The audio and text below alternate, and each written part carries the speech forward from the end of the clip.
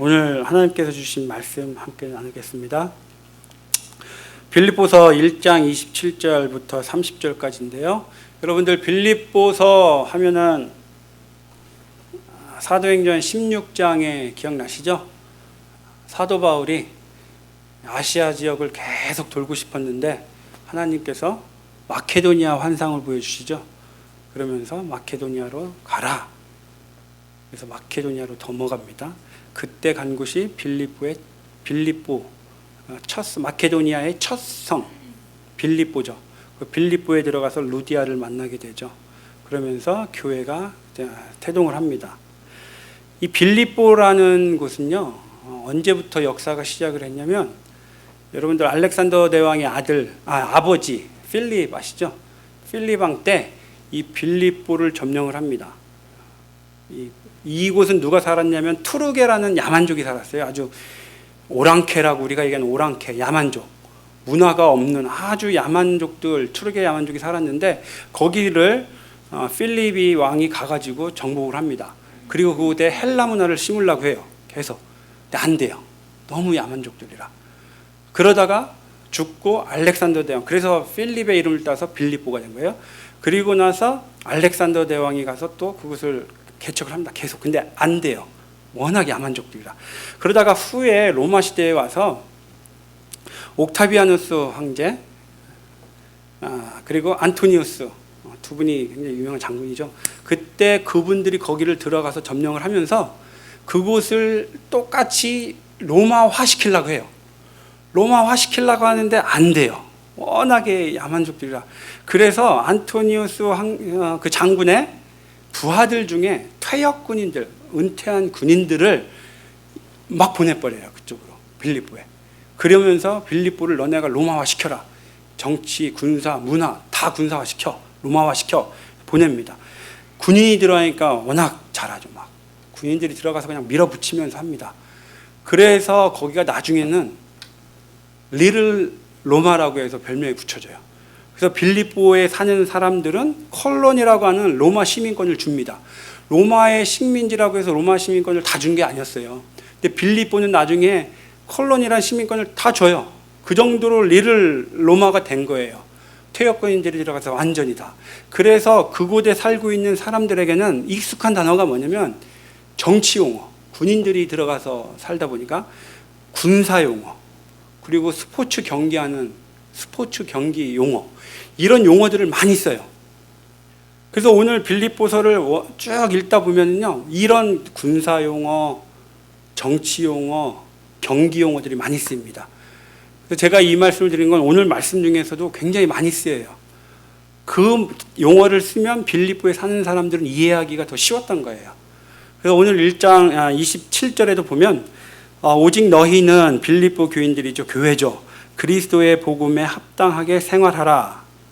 생활하라라고 단어를 쓰는데 그냥 일반적으로 쓰면 페리파테오라는 단어가 있어요. 페리파테오라는 단어는 뭐냐면 살아라 이거예요. 야, 너희는 그리스도의 복음에 합당하게 살아. 그냥 일반적으로 쓰는 단어를 페리파테오라는 단어를 쓰는데 그걸 쓰면 되는데도 불구하고 지금 사도 바울은 폴리데오스 다이라는 단어를 써요. 폴리데오스 다이가 어디냐면 무슨 단어냐면 빌립보서 3장 20절을 볼까요? 3장 20절에 보면 그러나 우리의 시민권은 하늘에 있는지라 거기로부터 구원하는 자 곧 주 예수 그리스도를 기다리노니. 여기서 시민권이란 단어.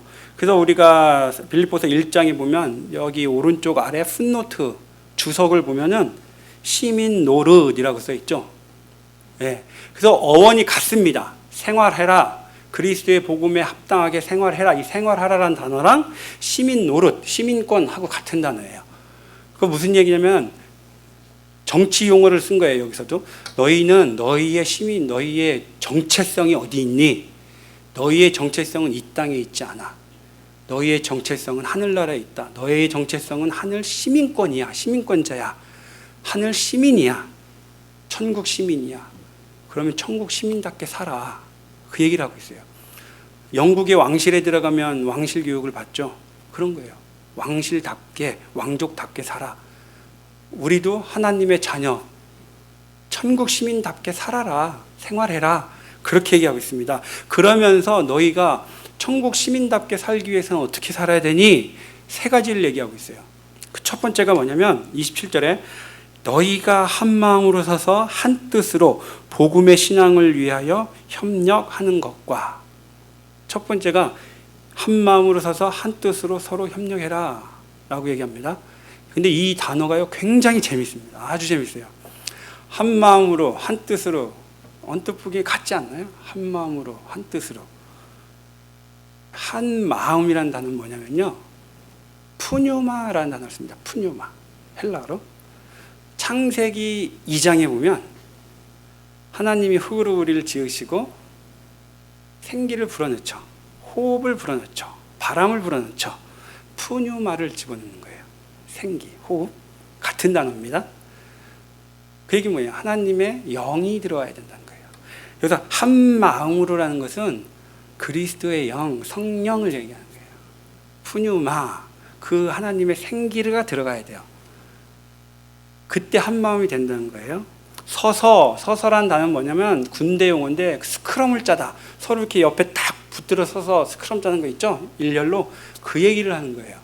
적군이 올 때도 너네는 전쟁터에서 딱 서 있는 것처럼 스크럼을 짜. 어떻게? 한 마음으로. 한 마음, 여러분, 세상 사람들이 한 마음이 될 수 있을까요? 세상 사람들은 절대로 한 마음이 될 수 없어요. 누가복음 18장에 보세요. 불의한 재판관과 과부의 이야기가 나오죠. 과부가 원한이 있어서 재판관한테 가요. 내 원한을 풀어달라고 합니다. 그때 재판관이 풀어줘. 그래, 내가 저 과부의 원한을 풀어줘야 되겠다라고 하면서 얘기한 게 뭐냐면, 나를 귀찮게 굴어서, 내가 귀찮아서 안 되겠어. 저 과부의 원한을 풀어줘야지. 세상 사람들은 그래요. 내가 움직이는 게요, 나의 이익이 되고 나의 육신의 편함이 있으면 움직여요. 그렇기 때문에 나한테 이익이 되면 절대 우리가 한 마음이 될 수 없어요. 세상 사람들은. 그러나 우리는 한 마음이 될 수 있습니다. 고린도전서 6장 17절에 주와 합하는 자는 한 영이니라 라고 말씀해요. 제가 그리스도와 합하면 저와 그리스도는 한 영이죠. 여러분들이 그리스도와 합하면 그리스도와 여러분은 한 영이에요. 그러면 저와 여러분들도 그리스도를 통해서 한 영이 될 수 있다는 거예요. 그래서 한 마음으로 서서라는 것은 저와 여러분들, 여러분들과 여러분들 사이에 그리스도가 계시단 거예요. 반드시 계셔야 돼요. 우리는 예수 그리스도를 믿는 자들이기 때문에 저와 여러분들, 여러분들과 여러분들은 말씀 관계예요. 그 말씀이신 예수 그리스도의 관계로 맺어졌던 거예요. 그렇기 때문에 예수 그리스도의 피로 맺어진 관계예요. 그래서 교회는 유기체적인 조직이에요. 피로 맺어진 관계이기 때문에 저와 여러분들은 그래서 예수 그리스도로 통해서 하나 될 수 있습니다. 한 마음이 될 수 있어요. 아멘? 예. 그렇기 때문에 저희가 교제 나누고 저희가 무엇을 만남이 있을 때는 항상 예수 그리스도의 말씀을 가지고 얘기를 해야 돼요. 저희는 세상 생각, 세상 말, 재물, 건강, 자녀 이게 아니에요. 예, 그리스도를 통해서 저희가 하나 될 수 있다는 거예요. 그 한 마음으로 서서 한 뜻으로, 더 재미있어요. 한 뜻으로. 한 뜻으로라는 단어가요, 푸시케예요. 푸시케. 창세기 2장에 흙에 푸뉴마 생기를 넣었더니 뭐가 돼요? 살아있는 생명이 되었더라. 생명이 푸시케입니다. 지금 똑같은 구조예요. 한 마음으로 서서 한 뜻으로. 푸뉴마, 하나님의 영이 들어가야 하나님의 살아있는 생명체가 된다는 거예요. 근데 여기서 푸시케를 썼는데 그냥 푸시케가 아니라 미야 푸시케를 썼어요. 미야 푸시케. 사도행전 4장에 보면요, 누가가 썼죠. 사도행전 4장에 보면 누가가 미야 푸시케라는 단어를 써요. 똑같이 한 뜻으로 라고 하면서 미야 푸시케라는 단어를 쓰는데, 이 단어가 어디서 나왔냐면은 아리스토텔레스 아시죠? 아리스토텔레스가 주전 360년 50년 뭐 이때 살았던 사람이에요. 아리스토텔레스가 막 여러 가지 자기 생각들을 막 썼어요. 그때 아리스토텔레스의 고민은 인간은 왜 사는가? 그 고민이 퀘스천이었어요. 그러면서 내린 답이 행복을 위해서 산다. 인간의 삶이 추구하는 목적은 행복이다. 그러면 이 행복을 위해서 어떻게 살아야 되느냐 주제였어요. 이런 것을 갖고 적어놓고 하다 죽었어요. 그러자 그 아들 니코마코스가 아버지의 글들을 다 모아서 니코마코스 윤리학이라는 책을 씁니다. 그 책에 보면은 똑같이 그거를 쓰다가 인간이 삶을 추구하는 목적은 행복인데 행복을 위해서는 사랑의 공동체가 필요해 라고 했어요. 그 글에. 사랑의 공동체. 사람은 혼자서는 못 살고 그러한 공동체를 통해서 행복해질 수 있구나 라고 했어요. 그게 바로 미야 푸시케예요. 사랑의 공동체가 미야 푸시케라는 단어를 그 책에 처음 썼어요. 근데 초대교회가 사도행전의 2장에 딱 태동을 했죠. 처음 세상에 없는 공동체가 딱 탄생을 했는데 세상 사람들이 볼 때 저걸 어떻게 정의할 줄 모르는 거예요. 그 사람들이 모여가지고 북적북적대고 막 모여서 기도하니까 막 예루살렘이 들썩들썩하고 막 구제하죠, 모이죠, 막 기도하죠, 방언하죠, 막 하니까 와 뜨겁다. 저 뭐지 대체. 근데 저 사람들이 참 사랑이 많아. 교제를 하는데 구제도 하고 못 사는 사람 도와주고 막 하는데 와 저걸 뭐라고 불러야 되나, 저거를 어떻게 정의해야 되지 하고 있을 때 저 단체를, 저 공동체를 사랑의 공동체 미야 푸시케라고 하면 사람들이 이해가 쉽겠구나. 그때 처음 미야 푸시케 사랑의 공동체라는 단어를 딱 씁니다. 근데 지금 오늘 그 단어를 또 쓴 거예요. 사도 바울이 한 마음으로 서서 한 뜻으로 너희가 예수 그리스도의 영으로 영을 받아서 사랑의 공동체를 이루라. 그러면서 하는 말이 그러면서 서로 협력해라는 거예요. 협력을 하되 예수 그리스도로 너희가 그 영이 들어가서 예수님을 받아서 사랑의 공동체를 이루고 서로 협력해라. 그게 하나님의 복음에 합당하게 생활하는 거다라고 얘기하는 거예요.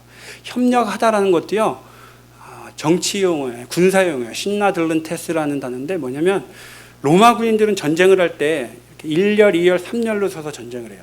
그래서 1열은 누가 쓰냐면 향토 예비군 같은 예비군들, 좀 빠진 사람들, 군기 빠진 사람들, 이런 사람들이 1열에 쓰고 2열은 방위 정도, 여기 방위 없으시죠? 출신들. 방위 정도가 이제 딱 쓰고 3열은 최정예 부대가 서요. 그래서 1열에서 힘을 싹 빼놓고 빠집니다. 2열이 들어가서 좀 더 세게 싸워요. 그리고 3열에서 마지막에 최정예 부대가 들어가서 싹 점령해요. 그래서 로마 전쟁은 1, 2, 3열이 싸우는데 그때 제일 중요한 게 뭐냐면 바꾸는 거예요. 1열과 2열 교체하면 삐 불면 둘이 딱 바꿔야 되는데 다들 빠지는데 자기 혼자 계속 있다 보면 죽는 거예요. 그러니까 이때 이거를 로마 군인들은 계속 훈련합니다. 목숨 걸고 해야 돼요. 잘못하면 죽으니까. 이때 서로 맞추는 것을 협력하는 신나들룬테스 그 단어를 쓰는 거예요. 전쟁터에서 너네 목숨 걸고 서로 협력하는 거, 서로 협력해서 서로 바꾸고 하는 협력하는 이것을 지금 얘기해요. 그러니까 너네가 예수 그리스도로 서로 공동체를 이루어서 서로 협력하는 게 목숨 걸고 해라. 목숨 너희가 서로 정말 내가 안 하면 이 사람 죽어. 그 목숨을 걸고 하듯이 서로 협력해라 라는 거예요. 그때는 이 열이요, 한 명이 먼저 튀어나가고 한 명이 나가면 안 돼요. 한 명이 10걸음 나가는 것보다 10명이 한 걸음 나가라. 누가 뒤쳐져? 그 사람을 사랑으로 감싸 안고 같이 가. 그 얘기하고 있는 거예요. 한 공동체에 누가 힘들어해? 아파해? 가족의 문제로 아파하고 육신의 문제로, 자녀의 문제로 고난받고 있어? 그 사람 믿음이 떨어졌다고 떨어뜨리지 마. 같이 가서 보듬고 같이 기도해주고 같이 한 걸음을 가더라도 같이 가. 그 얘기를 하고 있는 거예요. 여러분들, 우리는 예수 그리스도로 한 영이 되시길 바랍니다. 한 공동체가 되시길 바랍니다. 사랑의 공동체가 되시길 주님의 이름으로 축원드립니다. 두 번째로 너희가 그리스도의 복음에 합당하게 생활해라. 두 번째는 28절에 있습니다. 뭐냐면요, 무슨 일에든지 대적하는 자들 때문에 두려워하지 말라라고 얘기해요. 두려워하지 말라. 이 두려워하지 말라는 단어, 두려워하다라는 단어가 신약에 보면은 두 가지 단어가 많이 쓰여요. 첫 번째 단어가 뭐냐면 포보스라는 단어를 많이 씁니다. 포보스라는 단어는 사도행전 5장에 보면 아나니아와 삽비라의 사건이 있죠. 그때 아나니아와 삽비라가 죽고 나서 5장 10절인가 11절에 보면 온 교회에 두려움이 가득하더라 할 때 그 두려움. 하나님으로부터 온 영적으로 오는 경건한 두려움, 그 두려움, 영적 전쟁에서 오는 두려움을 포보스란 단어를 써요. 근데 오늘 빌립보서 1장에서 얘기하는 두려움은 그 단어가 아니에요. 여기서 얘기하는 두려움이라는 단어는 뭐냐면 첫 번째가 깜짝 놀라다예요. 깜짝 놀라다. 두 번째는 뭐냐면 깜짝 놀라서 떨어져 나가다. 그 얘기예요. 그러니까 너희는 무슨 일이든지 대적하는 자가 나타났을 때 그 대적하는 자를 통해서 깜짝 놀라서 그리스도로부터 떨어져 나가지 마. 이 얘기하는 거예요. 너희에게 어떤 힘든 일이 있어도 그것 때문에 놀라서 떨어져 나가지 마라. 이 얘기를 하고 있어요. 요한복음 15장에 보면 그 말씀 하시잖아요. 나는 포도나무요 너희는 가지라. 포도나무에서 떨어져 버린 가지는 불에 던지음을 당할 것이다. 말씀하고 계시죠. 너희 어떤 일이 있어도 포도나무 꼭 붙들고 있어. 꼭 붙들고 있어. 신명기 4장 4절에서도 얘기합니다. 하나님께서요 광야 2세대들에게 여호와께부터 떨어지지 아니한 너희는 생존할 것이다 라고 얘기해요. 주님께만 꼭 붙어 있으면 돼요. 꼭 붙어 있으면. 주님 무슨 일이든지 나에게 대적하는 자, 나 지금 주님이 이 사건을 해결해 주실 수 있어요? 아무도 해결 못할 것 같은데요. 이거 제가 어떻게 해야 되나요? 이 상황인 거예요. 열왕기하 19장에 보면 히스기야 왕 이야기가 나오죠. 그때 아람 군대 아수르에 랍사게가 옵니다. 사네립의 부하 랍사게가 와가지고 다윗성 앞에서 얘기하잖아요. 이스라엘 백성아 들어라. 너희의 하나님 여호와가 지금 이 상황에서 너희를 구해줄 수 있을 것 같아? 천만의 얘기. 우리 사네립 왕이 내려오면 너네 다 죽어. 지금 이 상황에서 너네 우리가 맘먹고 들어가면 다 죽어. 여호와 그런 말 하지만 웃기지도 마. 그리고 히스기야 왕, 너네 왕 히스기야가 산당 다 허물고 그곳에서 여호와께 예배드리면 지금 이 위험 다 이겨낸다고 웃기는 소리 하지 마. 그러죠? 그러면서 사네립이 편지를 보냅니다. 히스기야가 그 편지를 받고 떨면서 한 일이 뭐냐면 그 상황에서 히스기야가 생각했겠죠. 주님, 지금 저들이 쳐들어오면 우리 죽어요. 가만 없습니다. 알겠죠? 처음 한 게 뭐냐면 그거 들고 여호와의 전에 들어가서 내려놓고 주님께 보여줍니다. 주님 보세요. 지금 이렇게 제가 모욕당하고 있습니다. 주님, 여호와 하나님 이렇게 주님도 모욕당하고 있어요. 이 상황인 거예요. 아무도 해결해 줄 수 없는 그러한 위험 가운데 깜짝 놀라는 일이 벌어졌을 때 어떻게 해야 되냐? 주님한테 가라는 거예요. 주님한테 가서 주님한테 고백하고 주님한테 무릎 꿇고 주님만이 해결해 주실 수 있습니다. 주님 붙들라는 얘기예요. 예. 여러분 힘드신 일이 있을 때 깜짝 놀라서 나뭇가지로부터 떨어지지 마세요.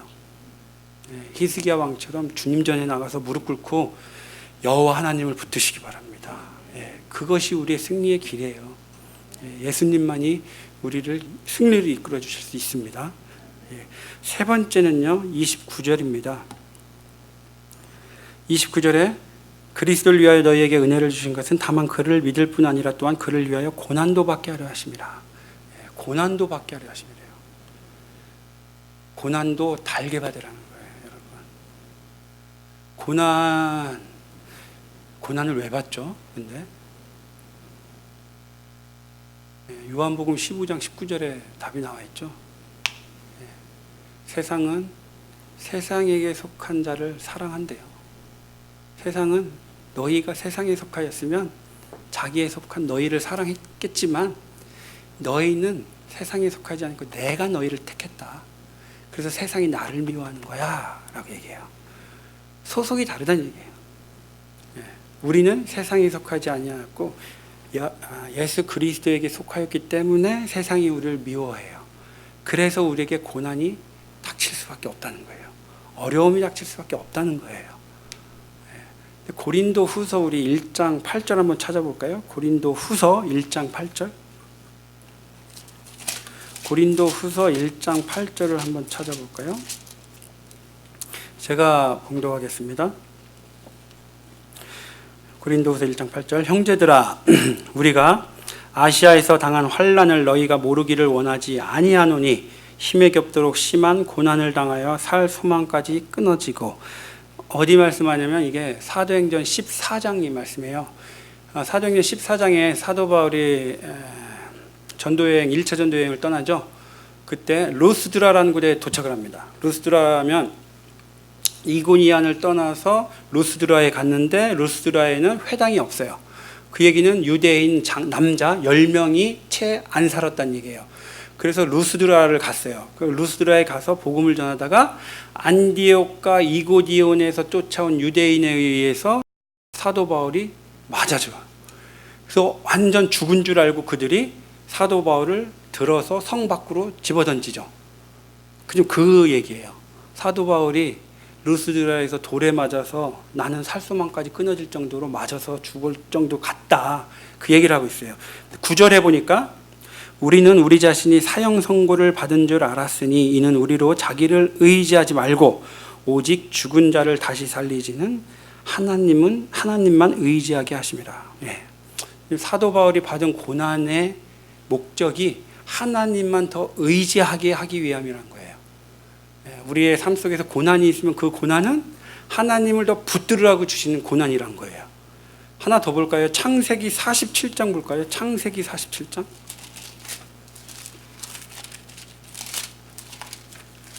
창세기 47장 9절 볼까요? 창세기 47장 9절에 보면 야곱이 애굽으로 가죠. 그리고 그곳에서 바로 앞에 씁니다.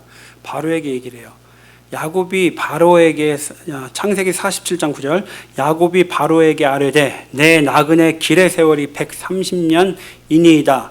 내 나이가 얼마 못되니 우리 조상의 나그네 길의 연주에 미치지 못하나 험악한 세월을 보내었나이다 하고 130년 동안 자기는 정말 험악한 세월을 보냈다라고 고백을 해요. 그런데 49장 볼까요? 창세기 49장 26절. 창세기 46장 29절에 보니까 내 아버지, 지금 마지막 유언을 하는 거예요. 12아들 모아놓고 마지막 유언을 하는데 내 아버지의 축복. 내 아버지는 누구예요? 요셉의 아버지니까 나예요. 야곱이에요. 내 아버지의 하면 야곱이에요. 야곱의 축복이 내 선조의 축복보다, 내 선조면 야곱의 아버지니 내 선조면 야곱의 선조니까 아브라함과 이삭이죠. 아브라함과 이삭의 선조의 축복보다 나아서 라고 얘기해요. 바로한테 가서는 내가 130년 동안 정말 험악한 세월을 보냈습니다 라고 얘기하면서 죽기 전에 자기 자식들 모아놓고 요셉한테 얘기하는 거예요. 네 아버지, 내가 받은 축복이 아브라함과 이삭보다 받은 축복보다 더 많다라고 얘기해요. 여러분, 우리의 고백이 되어지길 바랍니다. 우리가 이제 주님 앞에 갈 때 나중에 과거를 쭉 회상해 볼 때 내가 참 많은 어려움과 고난과 환난이 있었는데 이게 다 주님이 주신 축복이었구나. 주님을 더 붙들으라고 하는 그 축복이었구나. 이 고백이 되어지길 바랍니다. 그러면 우리가 받는 고난은요, 하늘에서 받을 상급에 비하면 아무것도 아니에요. 할렐루야로 받을 수 있습니다. 자, 마지막으로 말씀 맺겠는데 30절입니다. 너희에게도 그와 같은 싸움이 있으니 너희가 내 안에서 본 바요 이제도 내 안에서 듣는 바니라. 여기서 너희에게도 그와 같은 싸움이 있다고 얘기합니다. 이 싸움이란 단어가 아곤이라는 단어인데, 아곤 뭐냐면 어느 때 쓰는 단어냐면 이건 경주, 스포츠 경기할 때 쓰는 단어입니다. 어떤 장소가 있어요. 이 장소에 이쪽 편을 모아요. 그리고 경기를 딱 붙입니다. 둘이 뭐 복싱을 시키던 축구를 시키던 이렇게 어떤 장소, 특정된 장소에 모아놓고 두 양팀을 경기를 시키는 거예요. 이것을 싸움이라고, 아곤이라는 단어를 써요. 히브리서 기자는 히브리서 12장 2절에 경주하다라고 있죠. 경주하다. 그 단어를 쓰고 있거든요. 그러니까 그 싸움이 경주하다랑 같은 단어예요. 그러니까 이 어떠한 장소에 모아놓고 우리를 경주하게 시키는 거예요. 그게 싸움이에요. 근데 이 어떠한 장소가 우리에게는 어디겠어요? 이 세상이에요. 이 세상. 주님이 우리를 이 세상에 보내주셨어요. 그리고 이 세상에서 우리한테 경주를 하라고 시키셨어요. 이 경주는 짧은 경주가 아니에요. 길어요. 이 경주 가운데 우리가 쓰러질 때도 있어요. 힘들게 처질 때도 있어요. 누가복음 18장 말씀처럼 너네가 기도하면 낙심할 때가 있어요. 믿음 생활하면 우리가 축 처져서 낙심할 때가 있어요. 네. 그 경주를 얘기하고 있어요. 누가복음 15장에 보면 그 돌아온 탕자의 이야기에서 그 둘째 아들이 먼 나라에 가서 허랑방탕하게 다 쓰죠. 다 쓰고 들어가서 있는데 돼지우리에 들어가요. 돼지우리. 그 돼지우리라는 표현을 쓴 것이 바로 이 돼지우리가 이 세상을 의미하거든요. 돼지우리 같은 세상이에요. 이 세상은 자기가 토한 거를 또 먹고 자기가 배설한 거에 몸을 뒤집어 쓰고 진흙탕 싸움을 하는 것이 이 세상이에요. 이 세상에 주님이 우리를 보내셨어요. 왜요? 거룩하게 구별된 삶을 살아라. 너희는 돼지우리지만 그곳에서 돼지처럼 살지 마. 세상 사람들하고 똑같이 살지 마. 이 경주 가운데 힘들지만 나만 보고 바라보고 와. 그래서 처음에 생활해라만 단어를 쓴 거예요. 너네가 이 경주에 있어서 힘들고 지치지만 너희의 정체성은 천국에 있어. 너희는 천국 시민이야. 나만 바라보고 와. 이 표대를 향하여 와. 그 말씀을 하고 있어요. 여러분, 우리가 이 세상 가운데요, 돼지우리 같은 이 세상 살지만 저희는 하나님의 자녀예요. 우리 안에는 보배이신 예수 그리스도가 계십니다. 그래서 우린 거룩하게 살아야 돼요. 구별되게 살아야 돼요. 그러한 삶을 사시길 주님의 이름으로 축원드립니다. 그리스도의 복음에 합당한 귀한 삶을 사시길 예수 그리스도의 이름으로 축원드립니다. 기도드리시겠습니다. 하나님 우리 아버지 감사합니다. 저희들 창세전에 택하여 주셔서 이 땅 가운데 보내주셨습니다. 돼지우리 같은 이 세상에 보내주셨습니다. 주님을 나타내라고 보내주셨습니다. 우리가 서 있는 그 땅 가운데서 예수 그리스도를 증거하는 자들로 보내주셨습니다. 그러나 우리의 삶이 어떠한지 각자 묵상하게 주님께서 도와주시옵소서. 주님께서 보내주신 그 뜻과 의미를 저희들 깨닫게 하여 주시옵소서. 저희가 서 있는 그 자리에서 주님을 증거하고 복음을 증거하고 예수님을 증언하는 선교자들의 삶을 살아갈 수 있도록 주님께서 축복하여 주시옵소서. 주님 감사드리며 예수님의 이름으로 기도드렸습니다. 아멘.